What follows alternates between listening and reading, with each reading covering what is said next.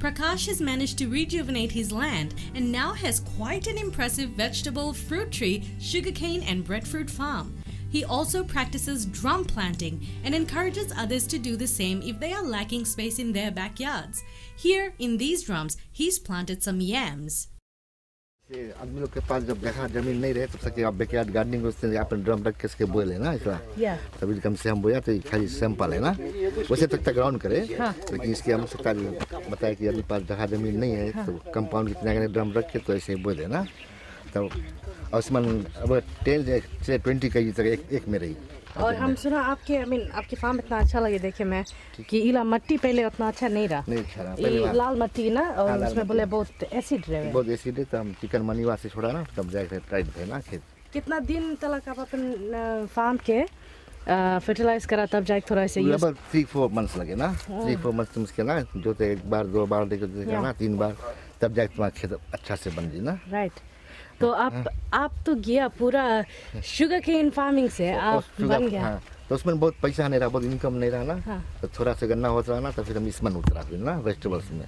A third-generation sugarcane farmer, Prakash soon realized that it wasn't bringing in as much money as he had hoped and was in fact degrading his once fertile soil. Now from this to this. This is the start of Prakash's food forest. Let's go speak to Prakash about how he's managed to start this all the way from being a sugarcane farmer, which he's still growing by the way. But Prakash, आप हमें बताओ कि अपन food forest आप कैसे start करा कौन सी यहाँ पे बोया? जैसे यहाँ पे जो अमड़ा के पेड़ है अमरूद के है जैसे ना कद्दू है तो इस फार्म में बोआ है ना तो हमारे जैसे स्टार्टअप है ना जैसे ये हमें नेचर से सब पेड़ दूसरा जितना पेड़ है सब नेचर से दिया हुआ है ना तब अभी 3rd ईयर हो गया ये 4th ईयर जाओ अब इससे स्टार्ट हुई फ्रूटिंग हो गई तो इसके हम प्रूनिंग करके तब इसके रखता ना काट के तब पेड़ छोटा रही जैसे ना तो तुम्हें तोड़े के लिए सहज पड़ी। While waiting to harvest his long-term crops, Prakash practices intercropping with short and medium-term crops such as pineapple and tomatoes, and his irrigation system is ready to go for anything he chooses to plant. पेड़ के बीच में हम intercropping करते रहता ना crop change करते रहता हूँ ना इसी बीच में ना तब इरिगेशन सिस्टम सब है। मिक्स क्रॉपिंग में जैसे फ्रूट्स लो था देर में फरी ना ये लो था 3 मंथ्स में तुम निकलते रहेगा तब लोग उधर फ्रूट्स फरे लगी ना तो उसमें काफी फायदा है तो उतना समय के बीच में तुम सकता काफी चीज निकाल। We then made our way further up to see Prakash's impressive food oasis and his breadfruit orchard, which he intercropped with pineapples. Okay, so I finally made it up the hill. A little bit out of breath, but you know that's okay. It's worth it because I get to see these. These are pineapples. I haven't actually seen one growing, so this to me is quite stunning.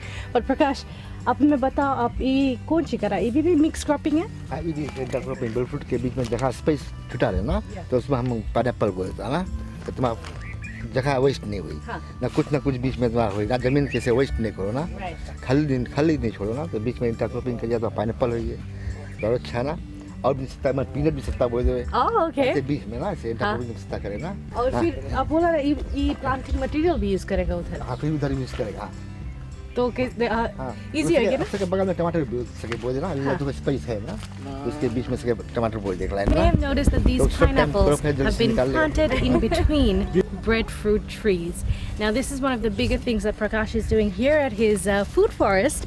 So Prakash, tell me about your breadfruit orchard. इतना बड़ा से आप करा है? जी पहले तो यहाँ गन्ना खेती रहा सब ना तब इसे गन्ना सब राइट ऑफ करके तब फिर हम फ्रूट ट्रीज लोग बोया ना तो इसमें हमारा ज़्यादा फायदा है तो गन्ना में से यहाँ पे गन्ना होता तो उतना गन्ना होत नहीं रहा तब इसमें मिट्टी वहाँ बहुत कमजोर है ना तब इसमें हम बेलफुट बो दिया तब ये तो वहाँ पेड़ सब राइट आगे चल के ही बहुत भारी पैसा हमारे टेन करिएगा लगभग 10 डजन तुम्हारे एक पेड़ में रही ना 10 डजन रही एक पेड़ में तो वो गन्ना से ज़्यादा पैसा है थोड़ा लॉन्ग टाइम में पैसा आवे लेकिन ढेर पैसा ही ना और गन्ना में कमती है और गन्ना में बहुत ज़्यादा काम है ना इससे वंश तुम बोल देगा फिर तुम कई जनरेशन सकता इसके तोड़ते रहे ना और हम देखा इसके हाइट काफी आप मेंटेन करके रखा ना तो कितना दूर ले मांगो जाओ बिफोर आप इसके मांगे 7 फीट मांगे जम्मू ऊपर से काट देना हाँ प्रूनिंग करते हैं अभी थोड़ा बड़ा होगी सही, फ्रूटिंग के बाद में तो हम इसके फिर छोटा रखेगा फिर ना। chop करेगा, हाँ, हाँ। तब चॉप तोड़े के लिए इजी रहेगा। आप मानो हाथ से तोड़ लो,